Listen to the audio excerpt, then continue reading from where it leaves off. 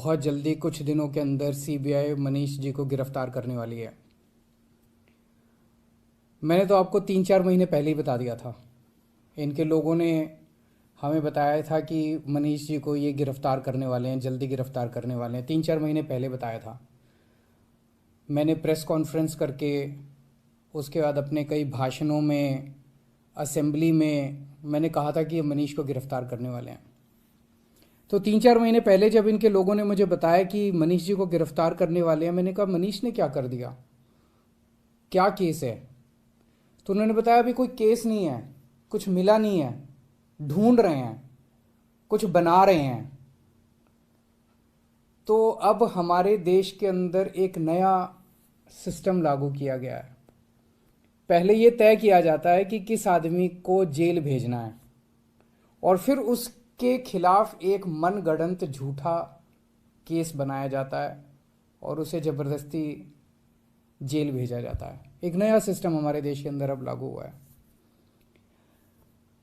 Media से अभी तक जो मुझे पता चला है कि जो जो ये आरोप प्रत्यारोप लगाए जा रहे हैं, मैंने सारा अभी चेक कराया। पूरा का पूरा केस बिल्कुल झूठा है, बिल्कुल झूठा है। उसमें रत्ती भर की भी सच्चाई नहीं है। मैं मनीष सिसोदिया को 22 साल से जानता हूं। सन 2000 में पहली बार मिला था मनीष जी से। एक बेहद कट्टर ईमानदार आदमी है, कट्टर देशभक्त आदमी है। हमारे देश में पिछले 75 साल में सरकारी स्कूलों का बेड़ा गर्क कर दिया था इन सारी सरकारों ने मिलकर, इन सारी पार्टियों ने मिलकर। बहुत बुरा हाल कर दिया था इन लोगों ने। करोड़ों करोड़ों बच्चे, गरीबों के बच्चे जो इन सरकारी स्कूलों में पढ़ते थे, उनका भविष्य अंधकार में था। कोई उम्मीद नहीं थी। गरीब का बच्चा गरीब बनेगा, अमीर का बच्चा अमीर बनेगा। गरीब का बच्चा मजदूरी करेगा, रिक्शा चलाएगा। अमीरों के बच्चे अमीर बनेंगे। ये एक सिस्टम पूरे देश के अंदर लागू हो गया था। पहली बार आम आदमी पार्टी की जब सरकार बनी दिल्ली के अंदर, मनीष सिसोदिया जी एजुकेशन मिनिस्टर बने। दिल्ली के अंदर भी सरकारी स्कूलों का बहुत बुरा हाल था। दिल्ली के अंदर मनीष सिसोदिया ने रात दिन मेहनत करके दिल्ली के सरकारी स्कूलों को शानदार बनाया। ऐसा बनाया कि अब अमीर लोग भी अपने बच्चों को सरकारी स्कूल में भर्ती करा रहे हैं। अमीरों के और गरीबों के बच्चों को एक जैसी शिक्षा मिल रही है। दिल्ली के सरकारी स्कूलों के अंदर एक ही डेस्क पे एक जज का, एक अफसर का और एक रिक्शे वाला का बच्चा बैठ के एक ही डेस्क पे बैठ के पढ़ते हैं। मनीष सिसोदिया ने केवल दिल्ली के स्कूल ठीक नहीं किए, देश के करोड़ों करोड़ों बच्चों को एक उम्मीद दी है कि सरकारी स्कूल भी ठीक हो सकते हैं, गरीबों के बच्चों का भविष्य भी अच्छा हो सकता है। सुबह 6 बजे मनीष सिसोदिया अपने घर से निकल जाते हैं और अलग अलग स्कूलों के अंदर दौरा करते हैं, सरकारी स्कूलों के अंदर दौरा करते हैं। मैं पूछना चाहता हूं, कौन भ्रष्टाचारी ऐसा है इस दुनिया के अंदर जो सवेरे 6 बजे उठ के स्कूलों के दौरे पे निकल जाता है, बच्चों का भविष्य बनाना चाहता है? कौन भ्रष्टाचारी ऐसा है? तो जेल से हमें डर नहीं लगता। मैं इनको थोड़ा सा, ये लोग समझ लें कि इनको लगता होगा जेल से हमें डर नहीं लगता। तुम लोग सावरकर की औलाद हो जिसने अंग्रेजों से माफी मांगी थी। हम लोग भगत सिंह की औलाद हैं। हम भगत सिंह को अपना आदर्श मानते हैं, जिसने अंग्रेजों के सामने झुकने से मना कर दिया और फांसी पर लटक गया। हमें जेल से, फांसी के फंदे से डर नहीं लगता। कई बार जेल हुआ है हम लोग। एक ये सोचने की बात है कि हाथ धो के हमारे पीछे क्यों पड़े हैं, आम आदमी पार्टी के पीछे क्यों पड़े? इतने हमारे एमएलए को ये जेल भेज चुके, सारे छूट छूट के आ गए।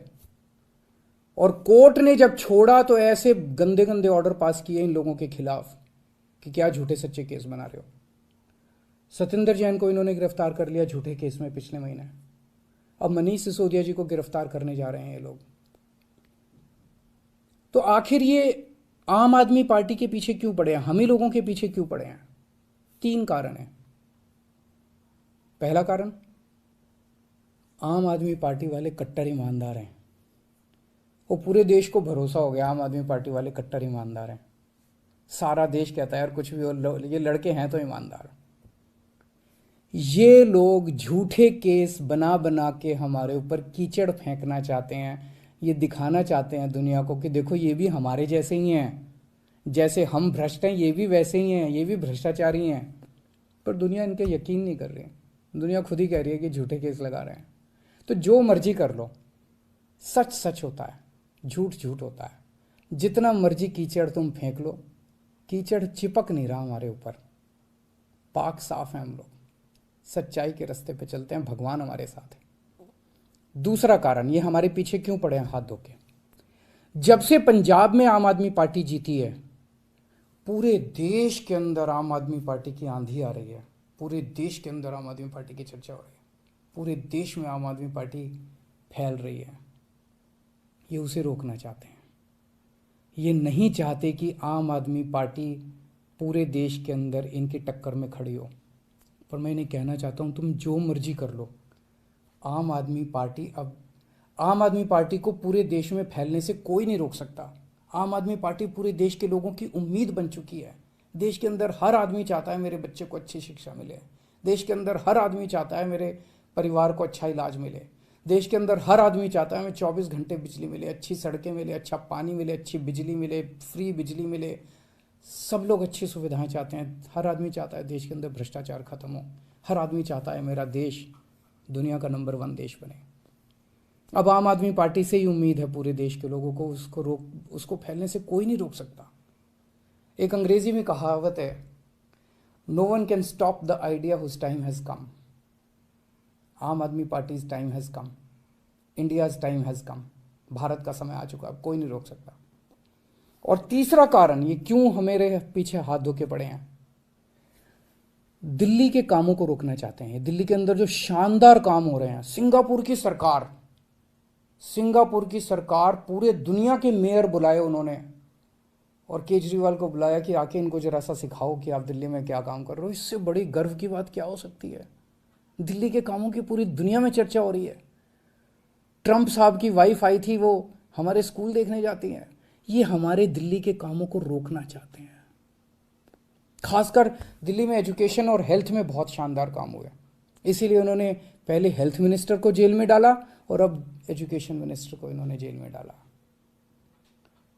पर मैं दिल्ली के और देश के लोगों को यकीन दिलाना चाहता हूं कि काम नहीं रुकेंगे।